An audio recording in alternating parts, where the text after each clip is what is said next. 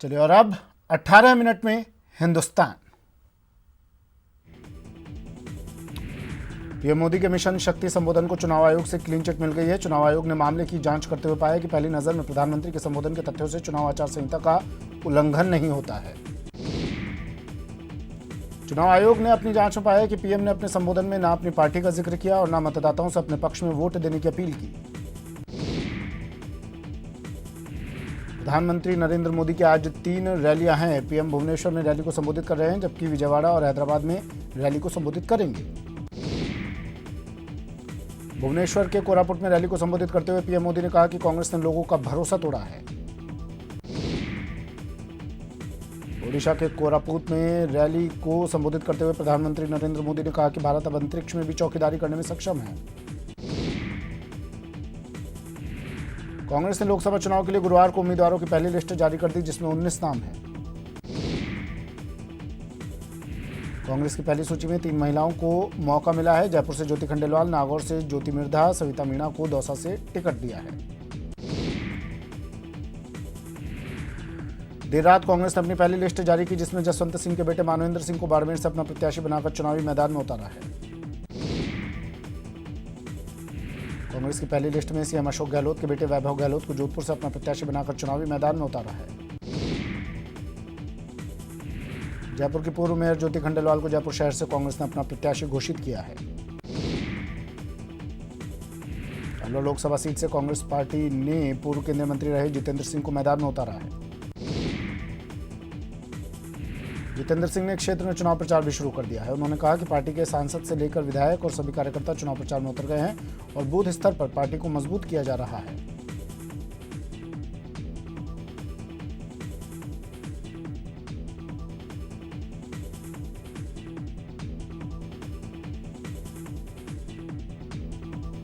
चलिए फिर से शुरू करते हैं सुपरफास्ट खबरों का सिलसिला। बीकानेर सीट से कांग्रेस ने मदन गोपाल मेघवाल को टिकट दिया है। झुंझुनू लोकसभा क्षेत्र से पूर्व विधायक श्रवण कुमार को उम्मीदवार बनाया गया है। टिकट मिलने के बाद श्रवण कुमार ने कहा कि जो झुंझुनू की जनता चाहती थी वही कांग्रेस के आलाकमान ने किया है। कांग्रेस ने कोटा से पूर्व सांसद और पीपलदा से विधायक रामनारायण मीणा को प्रत्याशी बनाया है, जिससे कांग्रेस कार्यकर्ताओं में खुशी की लहर है। कांग्रेस ने उदयपुर लोकसभा सीट से कांग्रेस के रघुवीर सिंह मीणा को टिकट दिया है। लिस्ट जारी होते ही रघुवीर सिंह मीणा के घर कार्यकर्ताओं का तांता लग गया। दौसा से कांग्रेस ने सविता मीणा को टिकट दिया है। प्रमुख सवाईमाधोपुर से नमो नारायण मीणा को टिकट मिला है। भरतपुर सुरक्षित लोकसभा सीट से कांग्रेस ने नए चेहरे पर दांव खेला है। कांग्रेस आईआरएस अधिकारी रहे अभिजीत कुमार को अपना प्रत्याशी घोषित किया है। कांग्रेस ने नागौर सीट से लगातार तीसरी बार ज्योति मिर्धा को टिकट दिया। मारवाड़ के पाली लोकसभा से कांग्रेस पार्टी ने एक बार फिर पूर्व सांसद बद्रीराम जाखड़ को चुनावी मैदान में उतारा है। टिकट मिलने की सूचना पर सैकड़ों कांग्रेसी कार्यकर्ता बद्रीराम जाखड़ के घर पहुंचकर उनको बधाई देने में जुट गए। चित्तौड़गढ़ से कांग्रेस ने पूर्व सांसद गोपाल सिंह इड़वा को उम्मीदवार बनाया। करौली धौलपुर लोकसभा सीट से कांग्रेस ने संजय जाटव को चुनावी मैदान में उतारा है। न्यूज 18 राजस्थान से खास बातचीत में जाटव ने कहा कि रेल अमान परिवर्तन के रुके कार्य को पूरा कराना उनकी प्राथमिकता रहेगी।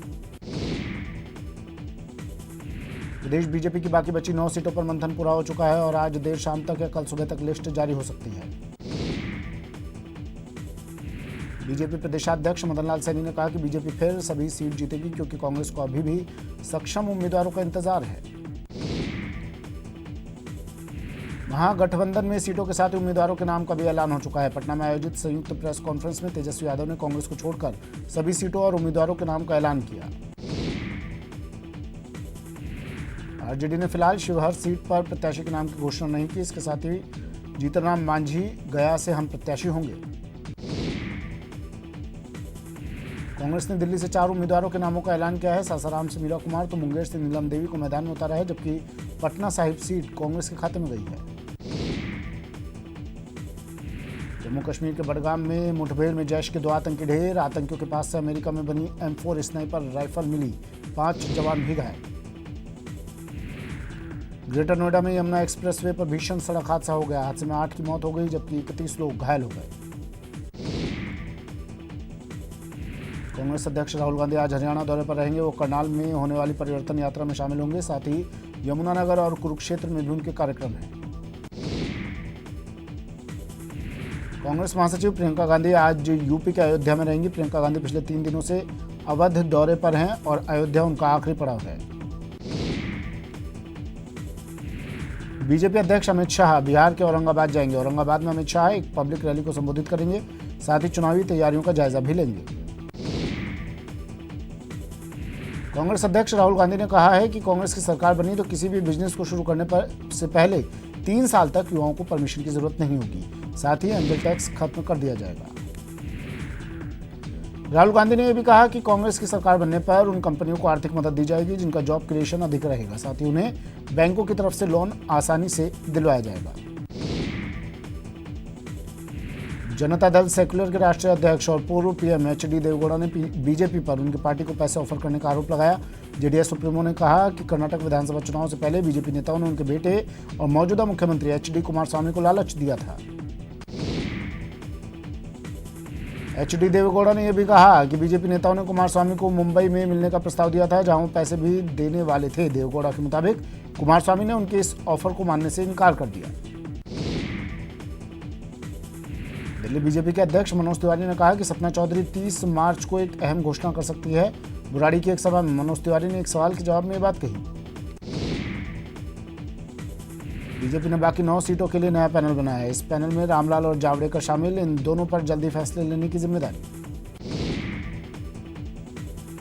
शाह ने नए पैनल से सभी शिकायतों का निपटारा करने का आदेश दिया है। आलाकमान ने साफ किया है कि सीटों को लेकर कोई भी शिकायत दिल्ली नहीं पहुंचनी चाहिए। गुरुवार को गृह मंत्रालय की ओर से जारी एक घोषणा के मुताबिक भारत में अगली जनगणना 2021 में की जाएगी। 1 मार्च 2021 को जनगणना की आधार तिथि मानी जाएगी। सामान्य वर्ग के आर्थिक रूप से कमजोर लोगों को 10% आरक्षण देने के खिलाफ दायर याचिकाओं पर अब 8 अप्रैल को सुनवाई होगी। उसी दिन सुप्रीम कोर्ट इस बात पर विचार करेगा कि मामले को सुनवाई के लिए संविधान पीठ में भेजना जरूरी है या नहीं। भगोड़े कारोबारी नीरव मोदी की बेल पर आज सुनवाई होनी है। इसी बीच सीबीआई की टीम लंदन पहुंच गई जहां वो इस सुनवाई के दौरान कोर्ट में मौजूद रहेगी और नीरव मोदी के प्रत्यारोपण के लिए कोशिश करेगी।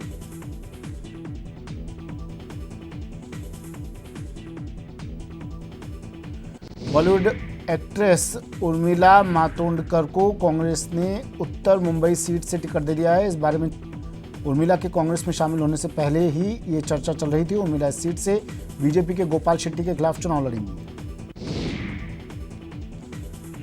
कांग्रेस के प्रदेश नेतृत्व के निर्देश पर राजसमंद के मेवाड़ क्लब में जिला कांग्रेस कमेटी की ओर से एक पत्रकार वार्ता का आयोजन किया गया जिसमें कांग्रेस जिलाध्यक्ष देवकीनंदन गुर्जर सहित कांग्रेस के पदाधिकारी और कार्यकर्ता मौजूद रहे। प्रतापगढ़ कांग्रेस जिलाध्यक्ष भानु प्रताप सिंह ने प्रेस कॉन्फ्रेंस कर कहा कि राहुल गांधी द्वारा की गई न्यूनतम आय गारंटी योजना विश्व की सबसे बड़ी गरीबी उन्मूलन योजना साबित होगी। उदयपुर में पूर्व केंद्रीय मंत्री डॉक्टर गिरिजा व्यास ने प्रेस वार्ता को संबोधित करते हुए कहा कि कांग्रेस देश के प्रत्येक गरीब परिवार के बैंक खाते में सालाना 72,000 रुपये जमा कराएगी जिससे वे गरीबी रेखा से ऊपर उठ पाएंगे। डूंगरपुर जिला कांग्रेस कमेटी के अध्यक्ष राहुल गांधी ने न्यूनतम आय योजना के बारे में जानकारी दी। इस दौरान उन्होंने कहा कि देश में कांग्रेस की सरकार बनती है तो न्यूनतम आय योजना लागू करेंगे।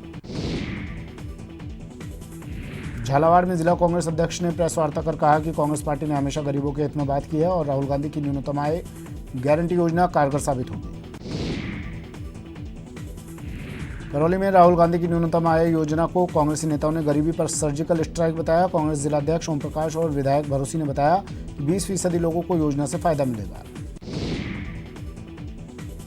संविधान बचाओ हुंकार आयोजन समिति 2 अप्रैल को रैली का आयोजन करेगी। जयपुर के दशहरा मैदान में होने वाले इस आयोजन में प्रदेश भर से लोग शामिल होंगे।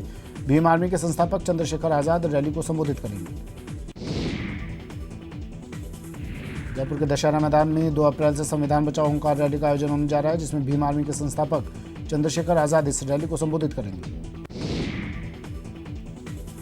टोंक में बीजेपी प्रत्याशी सुखबीर सिंह जौनापुरिया ने जनसंपर्क अभियान की शुरुआत की। सांसद जौनापुरिया ने डिग्गी कस्बे में लोगों से जनसंपर्क किया और बीजेपी को विजय बनाने की अपील की।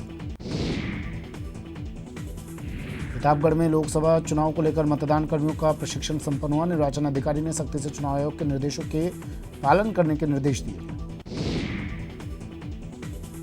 चुनाव में ड्यूटी निरस्त करवाने के लिए झूठ बोलना कर्मचारियों को भारी पड़ेगा। मेडिकल जांच में फिट पाए जाने पर उनके खिलाफ सख्त कार्रवाई होगी।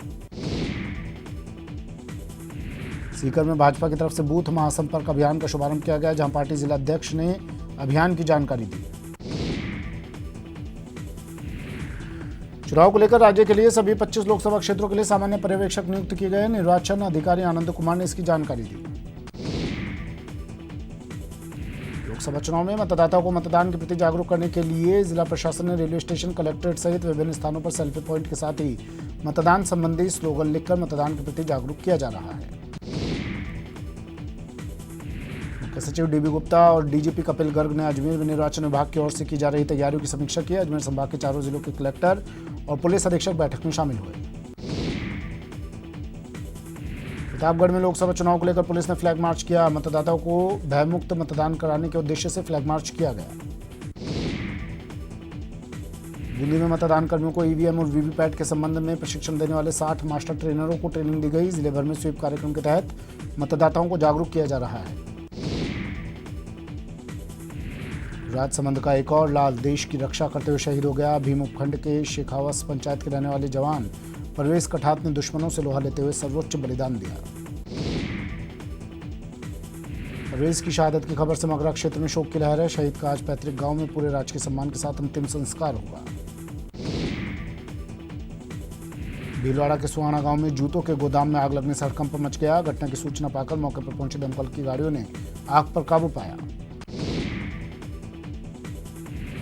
नागौर के मुंडवा कस्बे में एक कपास फैक्ट्री में भीषण आग लग गई। फैक्ट्री में काम कर रहे मजदूरों ने भागकर अपनी जान बचाई। भीलवाड़ा के सुहाना गांव में रजाई गद्दा फैक्ट्री में आग लग गई। सूचना पर मौके पर पहुंची 3 दमकलों ने आग पर काबू पाया। कोटा थर्मल से ऑयल रिसाव होने पर हड़कंप मच गया। थर्मल के इंजीनियर और जलदाय विभाग के इंजीनियर ऑयल जांच में जुट गए हैं। इंजीनियर ने कहा कि पानी में आया तरल पदार्थ थर्मल का ऑयल नहीं है। जयपुर के कोटपुतली में पिकअप ने बाइक को टक्कर मार दी। हादसे में एक युवक की मौत हो गई जबकि 2 युवक घायल हो गए। जैसलमेर में हिरण शिकार का वीडियो सोशल मीडिया पर वायरल हो रहा है। वीडियो में शिकारी ने हिरण का शिकार कर ऊंट की गर्दन में टांग दिया। सवाईमाधोपुर में एसीबी टीम ने कार्रवाई करते हुए 400 रुपए की रिश्वत देते यूडीसी को गिरफ्तार किया है। दौसा के मंडावर में चोरों ने जैन मंदिर का दरवाजा तोड़ दिया और चोरी का प्रयास किया। इस जैन मंदिर में बेशकीमती मूर्तियां रखी हुई थी। उदयपुर के सवीना इलाके में शव मिलने से सनसनी फैल गई। शव सड़क किनारे एक बोरे में पड़ा हुआ था जो पूरी तरह से लहूलुहान स्थिति में था। बाड़मेर के चौहटन में छात्र छात्राओं ने टांके में कूदकर खुदकुशी की कर ली। घटना के पीछे प्रेम प्रसंग का मामला बताया जा रहा है। सरदार शहर में युवक और युवती ने अपने ऊपर तेजाब डालकर आत्महत्या करने की कोशिश की। दोनों का राजकीय अस्पताल में इलाज जारी है। बारा में एक नाबालिग के साथ सामूहिक दुष्कर्म का मामला सामने आया, जिसमें पुलिस ने एक नामजद आरोपी समेत 4 लोगों के खिलाफ मामला दर्ज किया। धौलपुर में बुखार से पीड़ित शख्स की झोला छाप के क्लिनिक में इलाज के दौरान मौत हो गई। परिजनों ने कार्रवाई की मांग की है। दौसा के गिरधारीपुरा गांव में जमीनी विवाद में 2 पक्षों में खूनी संघर्ष हुआ। धारदार हथियार से दोनों पक्षों ने एक दूसरे पर हमला बोल दिया। इस दौरान एक पक्ष की ओर से हुई फायरिंग से दोनों पक्षों के करीब 6 लोग घायल हो गए। कोटा पुलिस को अगवा युवक को छुड़ाने में सफलता मिली। पुलिस ने अगवा करने वाले राजेंद्र नाम के शख्स और उसके बेटे को गिरफ्तार कर लिया। श्रीगंगानगर में लूट मामले में पुलिस ने 2 आरोपियों को गिरफ्तार कर लिया। मीणा टेक्सटाइल के मुनीम गौरीशंकर से 2.5 लाख की लूट हुई थी। धौलपुर के सैंपो में पुलिस ने इनामी बदमाश को धर दबोचा है। पुलिस ने अपराधी से अवैध हथियार भी बरामद किए हैं। कोटा में जीआरपी ने 2 किलो अवैध मादक पदार्थ समेत एक तस्कर को धर दबोचा। ट्रेन में गश्त के दौरान पुलिस को सफलता मिली। चूरू के एडीएम की बोलेरो गाड़ी से बाइक की भीषण टक्कर हो गई। हादसे में बाइक सवार युवक की मौत हो गई। बूंदी पुलिस ने लूट मामले में 5 आरोपियों को धर दबोचा। 5 मौज मस्ती के लिए बैंक के बाहर रैकी कर वारदात को अंजाम देते थे। जयपुर रोड स्थित रेलवे ओवरब्रिज के पास देर रात फायरिंग होने से लोगों में दहशत फैल गई। अजमेर भीलवाड़ा नेशनल हाईवे 79 पर बेकाबू गाड़ी ने 3 लोगों को चपेट में ले लिया। हादसे में वृद्ध की मौत हो गई, वहीं दोनों घायलों को इलाज के लिए अस्पताल में भर्ती करवाया गया।